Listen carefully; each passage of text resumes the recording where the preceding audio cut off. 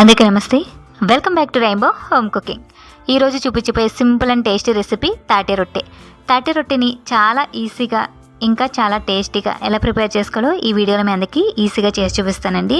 దీనికోసం నేను 2 తాటికాయలను అయితే తీసుకున్నాను. దీని నుండి పల్ప్ తీసుకోవాలి. పల్ప్ తీసుకోవడం కూడా పెద్ద కష్టమేం కాదు.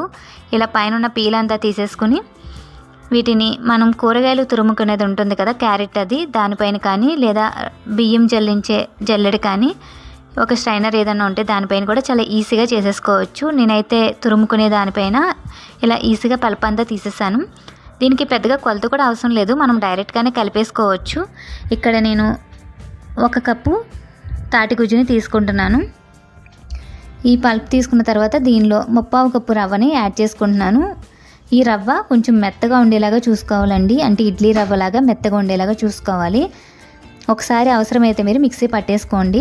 నేనైతే మిక్సీ పట్టుకుని ఈ రవ్వని కలుపుకున్నాను. 1 కప్పు రవ్వకి 1/4 కప్పు. దీనికి మామూలుగా కొలత అయితే అవసరం లేదు, ఇలా చూసుకుని మనం కలిపేసుకోవచ్చు. ఫస్ట్ టైం చేసుకునే వాళ్ళ కోసమా నేను ఇలా కొలత చెప్పాను. రవ్వ యాడ్ చేసి ఒకసారి బాగా కలిపేసుకున్న తర్వాత దీనిలో 1/2 కప్పు తురిమిన బెల్లంని యాడ్ చేసుకోవాలి. బెల్లం అయితే మీరు చూసుకుని యాడ్ చేసుకోండి. ఒక్కొక్క తాటికాయ అయితే స్వీట్ ఎక్కువ ఉంటుంది, దాన్ని బట్టి మీరు తగ్గించుకోవడం లేదా పెంచుకోవడం చూసుకోండి. ఒక్కొక్కరైతే దీనిలో బెల్లం కూడా యాడ్ చేయకుండా డైరెక్ట్గా వేసేసుకుంటారు, కానీ కొంచెం బెల్లం వేసుకుంటేనే టేస్ట్ బాగుంటుందండి, మరీ చప్పగా అంత టేస్ట్ ఉండదు. ఇలా కలిపేసుకుని ఒక 30 నిమిషాలు పక్కన పెట్టుకోవాలి. 30 నిమిషాల తర్వాత మళ్ళీ మూత తీసుకుని ఈ విధంగా బాగా కలిపేసుకోవాలి. ఇప్పుడు తాటి రొట్టె కోసం కొంచెం నెయ్యిని కానీ లేదా ఆయిల్ కానీ వేసుకుని కావలసినంత వేసుకోండి. వేసుకున్న తర్వాత మందపాటిది తీసుకోవాలి, లేదంటే కింద త్వరగా మాడిపట్టేస్తుంది.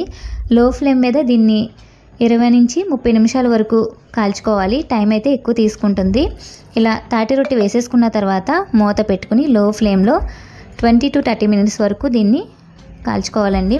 30 మినిట్స్ తర్వాత ఒకసారి చెక్ చేసుకుని రెండో వైపు కూడా నెయ్యి కానీ ఆయిల్ కానీ వేసేసుకుని రెండు వైపులా కాల్చేసుకుంటే తాటి రొట్టె రెడీ అయిపోయినట్టే. చాలా సింపుల్ రెసిపీ అండి, చూసారు కదా, చాలా ఈజీగా అనిపించింది కదా, మెత్తగా చాలా టేస్టీగా ఉంటుంది. మీరు కూడా ఒకసారి తాటి రొట్టెని ఎలా రెడీ చేసి చూడండి. Thanks for watching.